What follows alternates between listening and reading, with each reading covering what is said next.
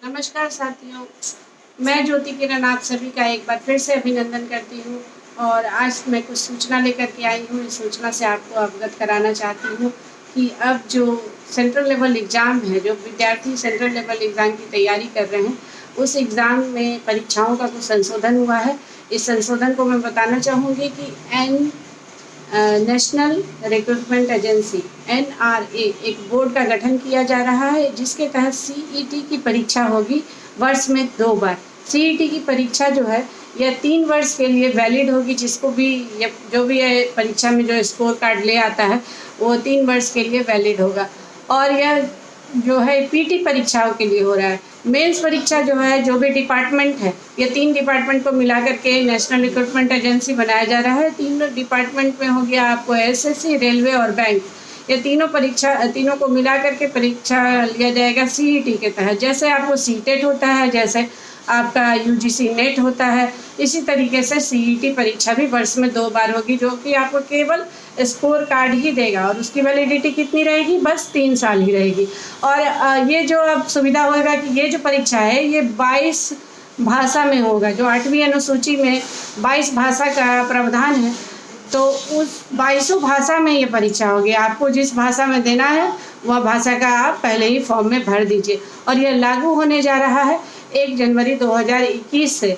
1 जनवरी 2021 के बाद से जितनी भी परीक्षाएं होंगी उसमें ये नेशनल रिक्रूटमेंट एजेंसी के तहत CET की परीक्षा ही होगी। ठीक है, और यही बताना चाहूँगी। और इसके सिलेबस में भी कुछ संशोधन है, जैसे कि रेलवे की परीक्षा में इंग्लिश नहीं होती है, और SSC की परीक्षा में मैथ साइंस थोड़ा कम रहता है। इसी प्रकार इसमें भी कुछ संशोधन होगा। मान के चलिए कि GS 50 नंबर रीजनिंग और 50 मैथ होगा। बैंकिंग को होता है क्या कि बैंकिंग में सीधे आता है, GS से मतलब नहीं है उसको, बैंकिंग से ज़्यादा मतलब है और करंट अफेयर्स से होता है। तो इसी तरह से इसमें कुछ संशोधन होगा। मान के चलिए 200 नंबर की परीक्षा में 50-50 सबका होगा। अगर 100 नंबर का करेगा तो 25-25 सबका होगा। मतलब 4 पार्ट में ही होगा ये परीक्षा।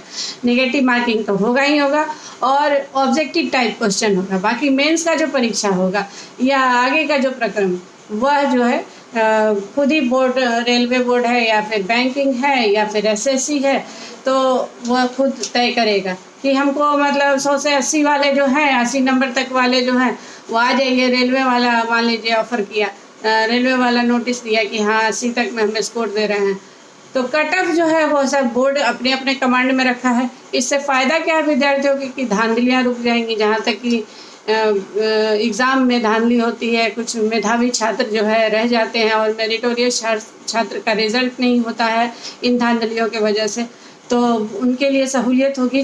दूसरी चीज़ है कि थोड़ा भागम भाग होता है।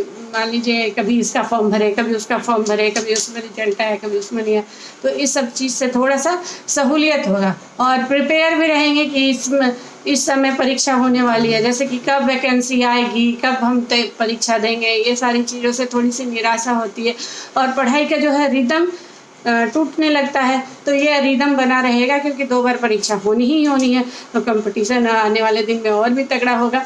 और आप लोग लगे रहिए, इसमें दौड़ते रहिए। अगर दौड़ नहीं सकते हैं तो चलिए नहीं तो रहेंगे ज़रूर, लेकिन रुकिए मत, क्योंकि परीक्षा बहुत टफ होने जा रही है। तब तक के लिए नमस्कार, मिलते हैं फिर अगले वीडियो में।